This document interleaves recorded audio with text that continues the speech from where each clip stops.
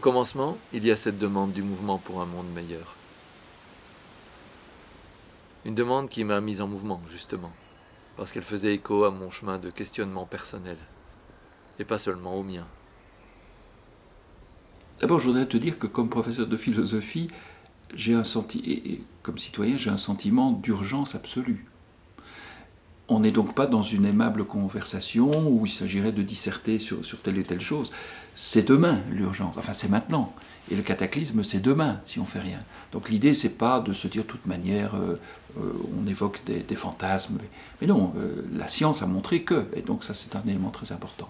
Je me dis souvent que les personnes n'imaginent pas l'ampleur de ce que la science est en train de nous dire. N'imaginent pas à quel point tout est relié, n'imaginent pas à quel point on est vraiment en train de buter sur des frontières, sur des limites. D'autant que je pense que les voix qui s'élèvent et qui alertent sur ce sujet depuis quand même très longtemps ne m'ont pas l'air d'être des gens qui sont dans la jouissance de la catastrophe. J'imagine pas qu'il y a un courant tout d'un coup complètement masochiste qui serait en train de se raconter des catastrophes pour se faire frémir, pour se donner des sensations. Enfin, on peut vendre des bouquins sur d'autres choses, enfin, voilà. Alors, simplement, moi, si vous voulez, c'est une inquiétude qui est montée. J'avais publié un livre au milieu des années 90, qui s'appelait L'homme artifice, qui était un livre d'un optimisme absolument échevelé. Donc, je ne suis pas un pessimiste de nature. C'est tout simplement parce que je m'instruis, c'est la connaissance qui m'a amené, effectivement, aujourd'hui, à une certaine forme de pessimisme. Plus je me suis informée, plus je me suis conscientisée, plus j'ai appris à travers juste un an. Et c'était pas à l'école que j'ai appris. C'était pas du tout à l'école. C'était parce que j'avais envie d'apprendre, parce que j'étais entourée de jeunes qui avaient envie d'apprendre de ça. À l'école, ok, on me soutenait parce qu'ils étaient d'accord avec quelques idées, etc., de défendre le climat. Tout le monde dit oui, moi je te soutiens dans défendre le climat, mais c'était pas là que j'ai appris, malheureusement. C'est un espèce d'écartèlement intérieur entre d'une oreille entendre toutes ces informations et de l'autre une sorte de business as usual, quoi. Tout continue comme si de rien n'était. D'un côté, une crise qui devrait nous mettre tous en alerte, qui devrait être le centre de toutes nos préoccupations, de toutes nos activités, qui devrait être au centre de tout l'enseignement dans les écoles, dans les universités, qui devrait être le centre des préoccupations politiques. Oui, on va avoir tout à coup un zoom climatique sur Greta ou sur la COP21, mais dans le même JT, on va entendre « Oh, c'est triste, on est en récession, on arrête la croissance ». Mais donc ça, c'est un problème énorme. Quand il y a une crise dans une société, tu ne peux pas t'informer toi-même, ça doit être partout. Comme quand c'était la crise du coronavirus, tu n'avais pas le choix, tu allumais ta TV, tu entendais Corona et tu t'es informé chaque jour de comment ça évoluait. Tous les clignotants sont au rouge et objectivement, quand on regarde l'insuffisance des changements de comportement et qui plus est l'insuffisance des mesures politiques, et on voit que le temps passe et pratiquement chaque fois on a une fenêtre qui se referme et puis la marge de manœuvre se rétrécit de plus en plus. De mars 2019 à août 2020, guidé par des lectures, des conseils, des intuitions et aussi des synchronicités, je suis parti à la rencontre d'une trentaine de personnes en Belgique, en France et en Suisse. Des personnes au profil ou au parcours parfois inclassables, qui m'attiraient ou m'intriguaient parce que je les sentais positionnés aux jointures, dans des endroits atypiques, un peu inconfortables ou intranquilles. Chacune d'elles m'a parlé en son nom propre, à partir de son expérience et de ses convictions personnelles. Leurs propos m'ont souvent éclairé, parfois dérangé.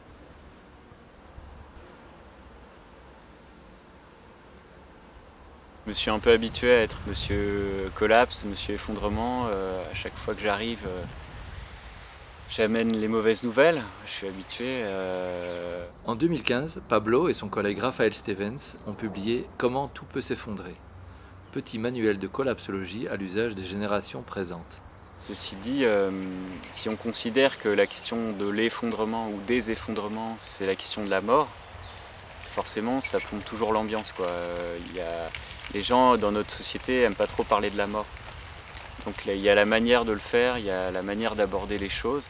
Et très vite, on voit les gens qui ne supportent pas d'en parler et ils s'en vont. Mais ils sont très peu nombreux finalement. Et très vite, on sent qu'il y a des manières d'en parler qui font que ça accroche tout de suite parce que ça parle à quelque chose de très profond, comment dire, à des questions essentielles. Qui suis-je, voilà, qu'est-ce que je fais dans la vie, c'est quoi la vie, c'est quoi ma vie. C'est pour ça qu'on aborde vite les thèmes spirituels. Je suis pour ma part parfaitement serein par rapport à la mort. Je comprends très bien qu'on n'est pas éternel, qu'on n'est pas immortel. C'est une perspective qui pouvait m'inquiéter à 20 ans, mais qui aujourd'hui me paraît devoir être accueillie en sérénité. Parce que je sais que ma mort n'est pas la fin de tout le reste qui va continuer. Mais l'effondrement, c'est autre chose. On ne sait pas si les choses vont continuer. Je veux dire, c'est la viabilité même de la vie humaine sur Terre qui me paraît aujourd'hui poser question. Et ça, j'avoue que je ne m'habitue pas. Si on fait la liste de ce qu'on peut rationnellement observer dans le monde, il y a quand même beaucoup de faits qui laissent à penser que l'humanité est peut-être bien condamnée, ou en tout cas est sur un chemin qui l'amène dans une zone où son extinction est tout à fait possible. Ce n'est pas une fin du monde qui est liée à des croyances religieuses, c'est une fin du monde qui est liée à des faits tangibles, à des faits scientifiques tangibles. Et c'est nos croyances humaines qui nous empêchent d'y croire. C'est ça qui est fort. Là, si vous voulez, l'effondrement, pour ne pas y souscrire, il faut vraiment être un peu, passez-moi l'expression, mais naze, ou avoir tellement peur que vous êtes contraint de faire l'autruche et de dire l'inverse. Les Trump, les Bolsonaro, c'est ça. C'est pas des climato-sceptiques. Ce sont des climato-négationnistes parce qu'ils ont peur, parce qu'ils sont affolés. Les premières réactions, c'est le déni de partout et avec plein de formes de déni différentes, quoi. Donc je pense que l'individu et l'humanité sont à ce stade d'être confrontés à un réel qui est inacceptable. C'est extrêmement difficile de regarder vraiment en face, c'est épouvantable. Et donc, est-ce qu'on peut supporter de le savoir et est-ce qu'on peut supporter de se dire, bien, comment allons-nous faire avec, comment allons-nous dans les interstices, dans ce qui reste, sans perdre de temps, nous remettre à l'ouvrage, parce que trop de culpabilité pourrait paralyser tout le système, par exemple. Voilà, c'est se pardonner les erreurs aussi. J'ai découvert que les chrétiens, depuis 2000 ans, disent qu'ils sont dans le temps de la fin. Et le temps de la fin, il se marque dans des périodes de manière parfois un peu plus accentuée, et je pense qu'on y est vraiment dans le temps de la fin. Il y a quelque chose qui se termine. Dans l'Apocalypse, le premier cavalier de l'Apocalypse, on dit qu'il porte une couronne, une corona. Et donc, quelque part, je me dis, voilà un petit clin d'œil, je n'y vois rien d'autre qu'un clin d'œil, moi je ne vois pas des signes partout, mais clin d'œil, est-ce que ce virus n'est pas comme, je dirais, le premier signe qui nous annonce « Hé, les gars, votre toujours mieux, toujours plus vite, et on va trouver des solutions », ce n'est plus possible. En fait, toutes les autres espèces savent comment prospérer sur Terre clairement bien mieux que nous, parce que nous, depuis qu'on prospère, on détruit tout, alors que les autres espèces, quand elles prospèrent, ont réussi à entretenir un système qui auto-prospère ensemble depuis des milliards d'années. Le vivant se débrouille avec le flux solaire et prospère avec le flux solaire, alors que nous, il faut qu'on aille chercher tout ce qui a été mis de côté, le nucléaire, le fossile et compagnie, et c'est un exemple parmi d'autres. Et là aussi, c'est de nouveau un appel à l'humilité, quoi. Moi, je suis entouré de beaucoup de gens qui sont impliqués dans l'écologie, qui sont ou en recherche, etc.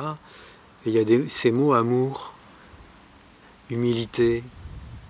Il y a un autre mot aussi que je retrouve régulièrement ces derniers temps, c'est célébration. Et ces mots-là reviennent dans le vocabulaire. Et je pense que quand on arrive dans ces moments-là où en fait on est amené à laisser tomber tous nos artifices, tous nos beaux habits, tout tous nos maquillages, tout ce qu'on a pu mettre pour se cacher derrière, quand tout ça commence à tomber, on se retrouve humain. Et on commence à nouveau à avoir besoin de réutiliser ces mots-là. Je peux essayer de voir comment je ressentais la chose il y a quelques années. Et c'est vrai qu'en tant que scientifique, athée, anarchiste, militant, tout ce que tu veux, c'était ridicule de parler d'amour et d'humilité, je ne savais même pas ce que c'était. Je pense que la période d'effondrement appelle à ce qu'on ne garde pas le silence, à ce que les personnes qui sentent ce souffle de vie ou qui sentent cette présence arrêtent de se taire. Le temps de la fin, c'est le temps qui est le temps de l'urgence. Et c'est les premiers mots du Christ, en fait. Dans l'évangile de Marc, il dit « le moment, c'est maintenant ». En grec, c'est le kairos, c'est le moment favorable. Et il ajoute, parce que c'est le royaume qui est en train de venir, il est là. Royaume, on pourrait aussi s'entendre, c'est une métaphore, mais qui dit le projet social de Dieu, en fait. C'est l'idée que Dieu a de l'humanité, c'est le moment favorable pour l'accueillir. Voilà, le désastre écologique qui est devant nous est certainement le moment décisif d'une transformation radicale de notre relation au monde et entre nous, nos relations sociales. Donc là, il y a des opportunités inouïes qui s'ouvrent devant nous, y compris au plan anthropologique, spirituel le plus profond, certainement. Donc il nous dit que c'est le moment ou jamais. Donc si quelque chose doit changer, c'est maintenant. Après, c'est trop tard. J'ai 58 ans, une femme, 3 enfants, de la barbe, la peau blanche. Je fais partie d'un pays et d'un milieu social favorisé, avec l'empreinte écologique qui va avec. J'ai un mode de fonctionnement franchement intellectuel, et vous l'avez compris, je suis ancré culturellement et spirituellement dans le christianisme. Je sens que pour toutes ces raisons et dans toutes ces parties de moi-même, la situation m'appelle à changer mon regard et mes habitudes de pensée.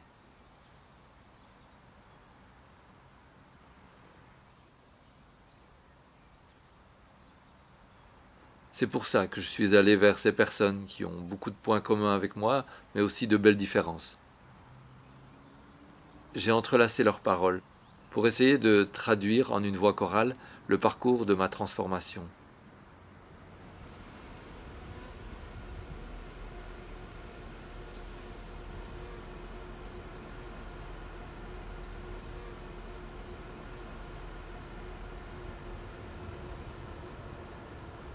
Pour commencer, il me faut repartir du constat. Je suis tombé en fait sur la même étude que celle dont parle Cyril Dion. Cette étude de 2010 de ces scientifiques qui disent, voilà, si on monte à plus d'autant de degrés, on va vers l'extinction. Et où on a commencé à parler de la 6e extinction des espèces. Le vivant s'effondre autour de nous. Les populations d'insectes, par exemple, s'effondrent au sens littéral du terme. Vous voyez les chiffres. 30% des oiseaux dans les campagnes françaises en 40 ans, probablement 80% des insectes en Europe en 30 ans.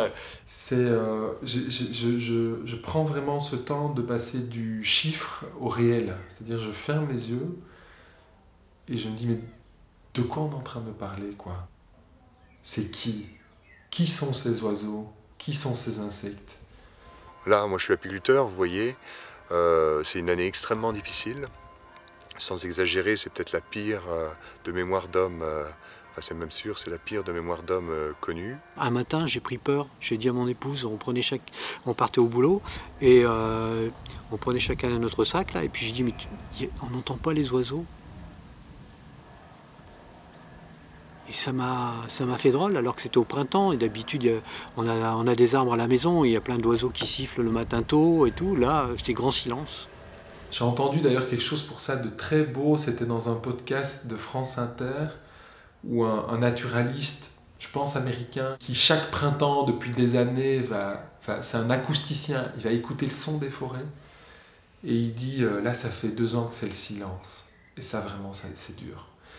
Et ça là rien quand je te le dis, hein, je frissonne, je prends conscience vraiment de cette perte, je me laisse gagner par la réalité de la perte.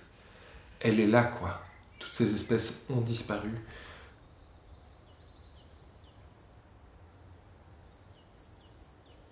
Pour moi, la question écologique, elle est absolument indissociable de la question de la justice.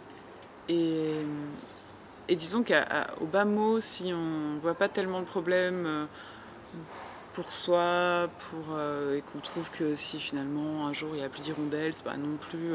voilà, si on n'est pas pris par cette poésie des espèces, si ça nous touche, ça touche pas. Moi ça me touche, mais quelque part ça peut être un peu irrationnel, quoi. J'imagine c'est pas non plus dramatique, il y a une espèce qui disparaît, si on a eu plein au cours de l'évolution qui ont disparu, enfin... C'est la justice, quoi. C'est de se dire, c'est hyper facile pour nous occidentaux de aujourd'hui trouver que finalement il n'y a pas tellement de problèmes, quoi. Il y a 2 ans, le gouvernement tunisien nous disait notre priorité nationale pour nous, c'est la réduction des inégalités. Et en particulier des inégalités entre, disons, la femme tunisienne pauvre qui vit en milieu rural à l'intérieur des terres et l'homme d'affaires tunisien riche qui vit sur la côte. De 2015 à 2019, Gaël a été chef économiste de l'Agence française pour le développement. Et puis il y a 1 an, le gouvernement tunisien nous a dit bon, c'est très important les inégalités, mais enfin il y a bien plus grave aujourd'hui, c'est le stress hydrique, c'est-à-dire le manque d'eau potable pour l'agriculture notamment, mais également pour la population. Et en fait ça vaut pour la totalité du Maghreb, qui va dans les années et les décennies qui viennent être très très durement impacté par le dérèglement du cycle de l'eau. Nous, on le ressent depuis longtemps, parce que nous, quand on n'a plus d'eau chez nous, en fait, il n'y a plus d'eau chez nous. Voilà. Donc, voilà. Et c'est une évolution palpable sur ces 10 dernières années. On a dû enterrer une cuve de 5000 litres, parce qu'on ne passe pas l'été, en fait, avec 2000 litres de réserve. Ça, on ne passait pas l'été. Par conviction écologique, Marion et sa famille habitent depuis près de 20 ans dans un lieu retiré, au cœur des montagnes d'Alsace. Et quand on est dans cette situation, moi je sais qu'au début des problèmes avec l'eau, je me suis retrouvée une fois dans une espèce d'image surréaliste, moi à la lampe frontale, à 1h du matin au milieu de la forêt, à déblayer ma source pour essayer de voir en fait où était le problème, quoi. Et en fait le problème était simple, elle coulait plus. Et ma consolation dans cet instant-là, c'était quand même de me dire, il n'y a quand même pas absolument de raison que ce soit toujours sur les mêmes que ça tombe, quoi. C'est-à-dire, je trouvais ça assez sain qu'il commence à y avoir des Occidentaux qui se disent où est l'eau et comment je vais faire. Et donc à la fois, j'étais profondément angoissée, j'étais vraiment en panique, quoi. Et à la fois, je me disais, mais il n'y a absolument aucune raison que ça tombe pas quand même sur toi, ma petite bourgeoise préférée, quoi. One of the reasons why the climate change issue is such a very real issue. We care about the climate crisis a lot in my country is because we live it every day. We live through tragedy. We stand up, pick up the pieces, and move on. And then hope and pray that it doesn't come again.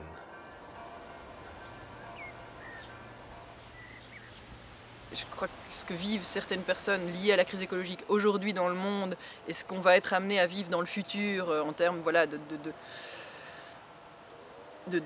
déstructuration, de dévastation est énorme. Il y a des zones de la planète qui vont devenir inhabitables à cause de la conjonction augmentation de la température, humidité. Grande partie de l'Amazonie, une bonne partie du bassin du Congo, tout le littoral indien, toute l'Asie du Sud-Est. Ça va évidemment occasionner des migrations gigantesques. La Banque mondiale parle de 2,5 milliards de réfugiés climatiques, mais probablement que ce sera davantage.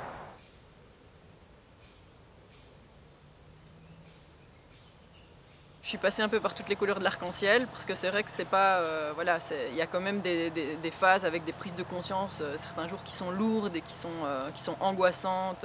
Moi, ça a été assez concomitant aussi, toute cette prise de conscience avec la grossesse et puis l'arrivée de mon fils aîné. Et puis avec cet arrière-fond de découverte d'une crise dont j'avais pas fait finalement, je connaissais un peu voilà, ce qu'on en dit, mais j'avais pas pris la mesure en fait de la profondeur, de la gravité de la situation.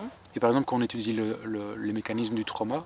Diplômé entre autres en sciences politiques, gestion de l'environnement et psychomotricité, Laurent est actif comme enseignant, thérapeute, chercheur indépendant, facilitateur en intelligence collective, mais aussi comme ambulancier, constructeur de yourtes, et j'en passe. Donc le trauma pour une personne, je pense qu'on peut vraiment appliquer ça à une organisation, à une société. On voit que le trauma vient d'une non-préparation, de se retrouver face à une situation qui était complètement impensable. Donc ça demande du temps pour réceptionner ça. Moi je sais, quand j'ai lu le bouquin de Pablo sur l'effondrement, j'ai fait 1 mois de cauchemar non-stop. C'est-à-dire que la journée ça allait bien, j'avais mis mes systèmes de défense en marche, évitement, sur-travail, etc., etc. Et puis la nuit, je vivais des cataclysmes nucléaires, je me suis noyée plusieurs fois, il y a eu des guerres, des armes, je passe les détails. Disons que je l'ai vécu dans ma chair. Le matin, je me réveillais, j'étais en sueur et je tremblais. Et je pleurais et je me suis dit, c'est quoi qui m'arrive? Et là, je dirais qu'au niveau de prise de conscience de ce qui se passe aujourd'hui dans le monde, je l'ai vécu dans mes cellules. Et vraiment contre ma volonté. J'ai rien provoqué. Et donc j'ai passé 1 mois comme ça, et au bout d'1 mois, je les ai appelés quand même. Je dis, mais vous n'avez pas un antidote là? Parce que moi, ça va plus du tout là. J'arrive plus à gérer. Donc je pense qu'on a du boulot à essayer de réduire cet écart-là, en tout cas de préparer les personnes le plus possible à regarder, la structure est en train d'être à bout de souffle. Il va falloir bouger, changer, faire autrement.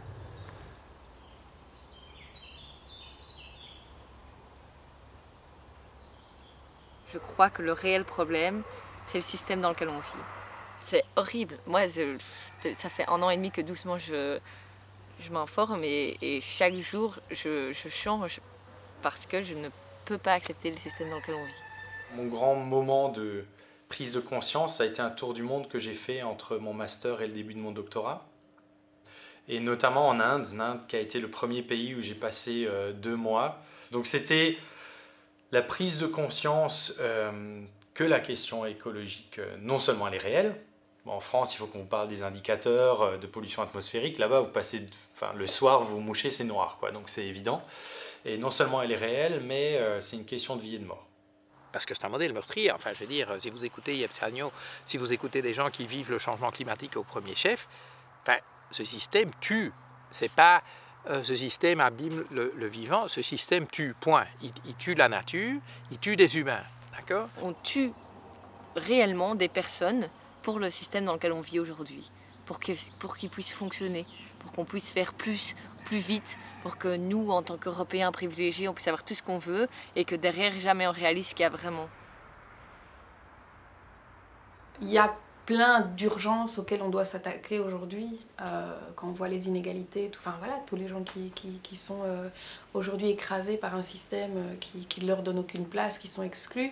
Donc voilà, c'est pour ça que je dis que pour moi l'écologie c'est une des facettes. Quand on analyse, on voit que tout ça est imbriqué et entrelacé et qu'on est vraiment dans quelque chose qui est de l'ordre d'un bouleversement systémique. Notre organisation actuelle a une série de mécanismes, dont des partis politiques, dont des luttes de pouvoir, dont tout un mécanisme. Et je pense que beaucoup de ces choses-là sont aussi à bout de souffle. On le voit au niveau politique, à travers ces populismes, des risques vraiment de régimes antidémocratiques. Et donc ça me semble tout à fait normal qu'il y ait ces revirements, ce durcissement par exemple sur tout ce qui est sécurité, toutes ces choses-là. Ça me fait... Dans ma façon de le nommer, c'est juste pour moi la bête qui est en train de mordre un peu plus parce qu'elle sent que son temps est venu. Ce système aujourd'hui se heurte aux limites de la planète et aux limites de l'être humain. Alors il se heurte et en fait il les a déjà dépassés, il les a déjà transgressés. Notre monde moderne, orienté vers la flèche du progrès, n'a été orienté que vers le résultat. Et on en voit lécher. Parce que ça épuise tout, y compris donc les ressources, puisqu'il n'y en a plus. Parce qu'elles ne sont pas ordonnées dans une logique de la générosité, du don et de ce qui arrive, mais dans la logique de ce que l'on maîtrise.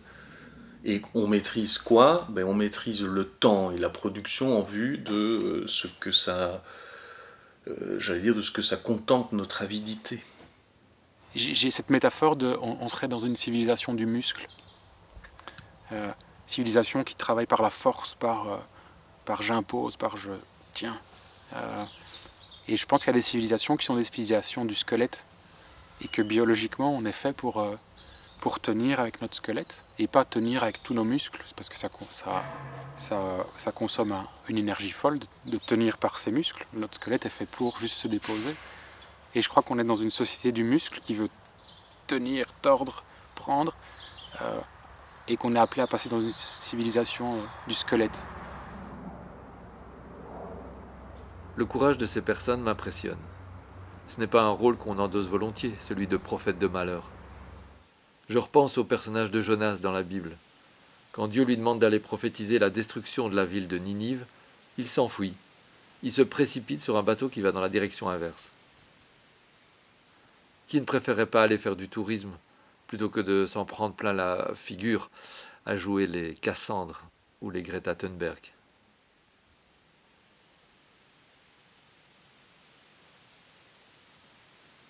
Enfin, c'est quand même fou de se dire que les jeunes sont plus prêts à y aller et se dire bon ok, honnêtement, notre système est en train de détruire une partie de notre monde, il est en train de détruire notre futur, il est en train de détruire déjà la vie d'autres personnes, et de se dire c'est très dur, mais il va falloir être réaliste. Tandis que les adultes du monde d'aujourd'hui veulent surtout qu'on ne soit pas réaliste, ils veulent qu'on reste dans cette idée de se dire c'est bon, de toute façon les gars, on gère, oui, les accords de Paris, il n'y a pas de souci, on va y arriver, c'est bon, hein, et on sait ce qu'on fait. Hein. Et ça, c'est ce qu'on entend des jeunes quand ils vont en soirée et qui disent t'inquiète, on sait ce qu'on fait. Donc là, ouais, les politiciens, les adultes peuvent être des enfants, des ados surtout. De se dire t'inquiète, on gère, et pourtant on ne gère rien du tout parce que tu as derrière les parents qui sont les experts, les scientifiques qui nous disent wow, ça se passe pas bien.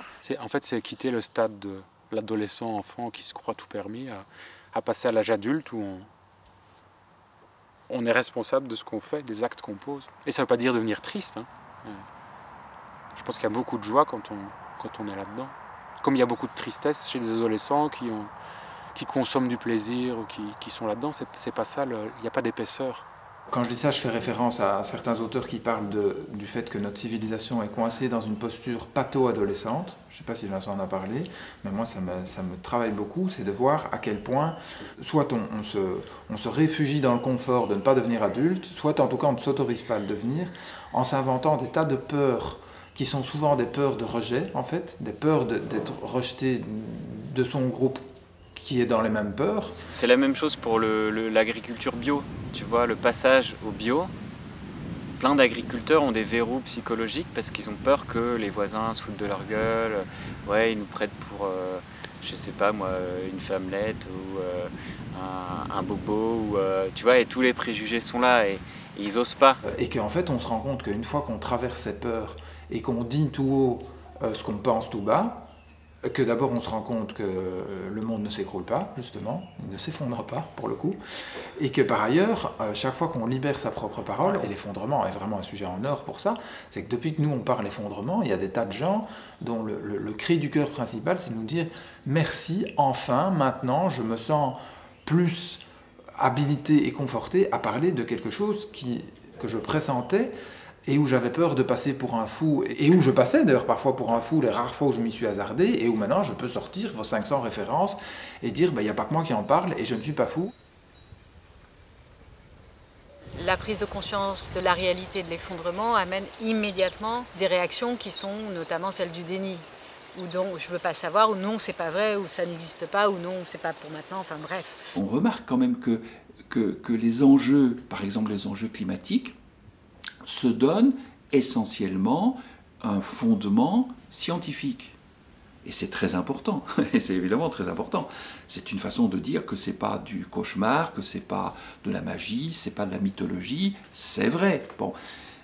Mais je crois que la science, elle ne convertit personne. On a beau avoir des démonstrations scientifiques, tant qu'on ne le voit pas dans notre jardin, là, derrière, on n'y croit pas. Et que si la science convertissait les gens, ça fait belle lurette que les gens s'intoxiqueraient plus par des tas de substances, des modes de vie inadéquats qui leur provoquent des maladies qui sont aujourd'hui facilement prédictibles. On le sait très bien d'ailleurs, hein, fumer-tu, c'est un truc qu'on a sur nos paquets de cigarettes en France. Ça n'empêche pas les gens de fumer, hein, parce que l'intelligence va essayer de dévoyer cette information-là qui est extrêmement anxiogène. Fumer tue, c'est terrible. Ben, c'est comme polluer tue, c'est extrêmement anxiogène. Et on a des tas de stratégies qui nous poussent à l'inaction, qui fait qu'on va éviter d'écouter l'information dérangeante. Qu'est-ce qui se passe? Je pense que ce qui se passe, c'est ce qu'on peut peut-être décrire ailleurs comme une panne de sens. Si j'ai une panne de sens dans ma vie, eh bien, j'ai beau être informé sur des données épidémiologiques qui m'annoncent un sombre avenir pour ma santé personnelle parce que je ne fais pas assez de sport, parce que ceci, parce que cela, je pourrais difficilement, comme on va le dire, en prendre conscience.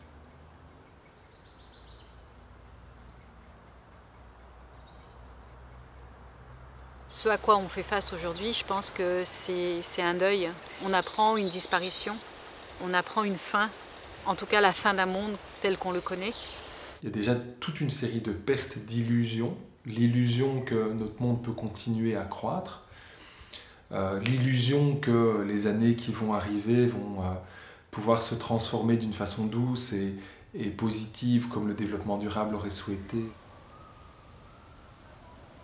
Il y a des pertes réelles d'espèces qui sont déjà là, il y a des pertes réelles de repères qui sont déjà là, il y a la météo qui change. Et donc il y a une perte de ce qu'on a vraiment perdu, un deuil. Il y a un deuil de ce qu'on aurait pu vivre et il y a un deuil de ce qu'on ne vivra jamais. J'ai rencontré quelqu'un qui est spécialiste du deuil des enfants, des nouveau-nés ou du deuil périnatal, enfin d'un fœtus, de la mort d'un fœtus. Et là, il y a aussi un parallèle intéressant à creuser pour ceux qui veulent. C'est que quand on perd une personne âgée de notre famille, on perd une bibliothèque, tu vois, on perd un passé. Surtout. Mais quand on perd un bébé, on perd le futur.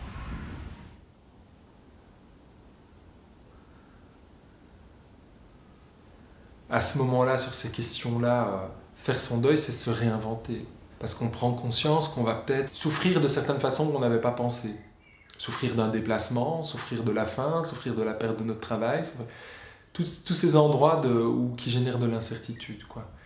Et à l'intérieur de ça, on peut se poser la question du moi là-dedans, qui je vais être, comment je vais être, quelles réponses je me donne, quelles réponses je donne à ma famille, qui vont faire sens. Peut-être que beaucoup des réactions, et ça c'est Pierre Rabhi qui disait ça dans un des reportages que j'avais fait avec lui, je lui demandais quelle est la cause de notre non-implication pour les questions écologiques ou de la destruction de la nature. Il dit c'est la peur de la mort. On l'évite, c'est un tabou, et à force de ne pas en parler, on croit qu'elle n'existe pas. Et la question de l'effondrement, aujourd'hui, elle amène ça en énorme, c'est-à-dire c'est pas de moi qu'il s'agit, c'est de notre humanité. Face à la mort, l'annonce de la mort, c'est toutes les réactions qu'on peut voir dans le descriptif d'Elisabeth Kubler-Ross, qui est les étapes du deuil.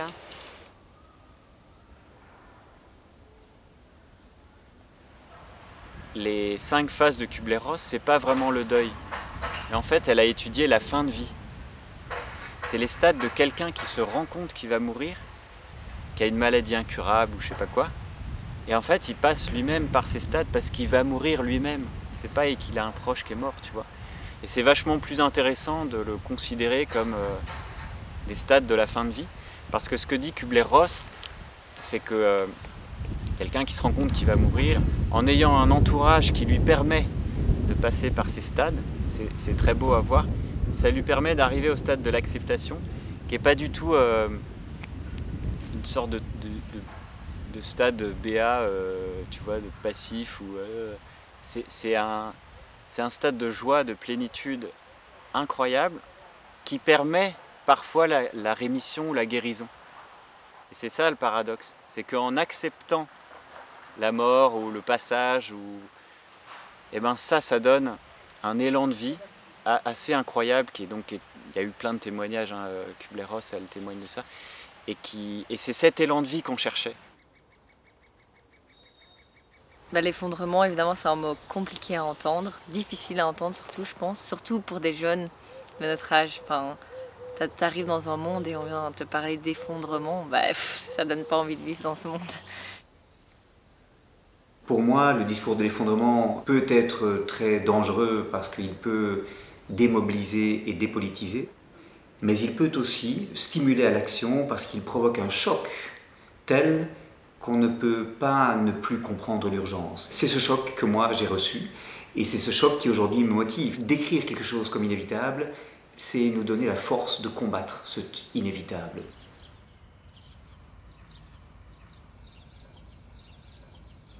On ne change pas parce que ça va mal. On change parce que quand tout est désespéré, c'est le moment de l'espérance. On ne commence à espérer que quand il n'y a plus rien de l'ordre des espoirs humains et mondains.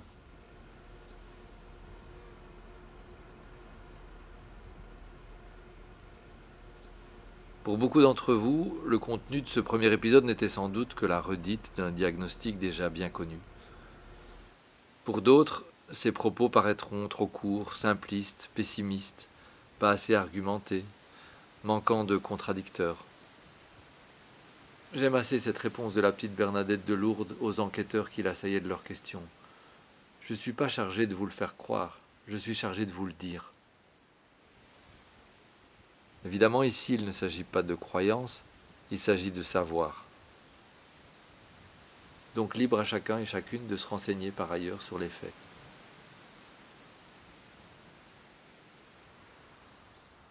Ce diagnostic alarmant, c'est l'endroit où s'enracine ma transformation. C'est de là que je pars, mais pour en sortir. Durant mes entrevues, j'ai perçu comme un sourire dans les regards. J'ai vu de la lumière dans les visages.